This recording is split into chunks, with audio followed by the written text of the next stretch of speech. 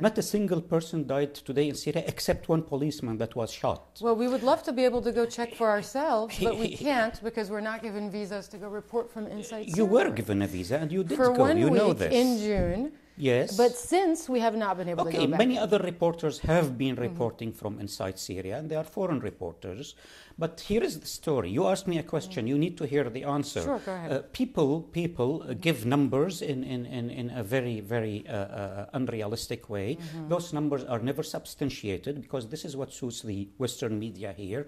At least out of the list that was announced by the so-called activists in Syria, that of the killed people, 500, at least 500 have come out and said, we read our names in the lists of the killed and the fallen. We are alive and kicking. These are blatant lies. This is the problem we are facing today in Syria, a massive campaign of disinformation and lies. Okay, again, I need to ask you, if we cannot go in and substantiate these numbers, prove them or disprove them, in fact, who can we believe? Why won't the government let us in?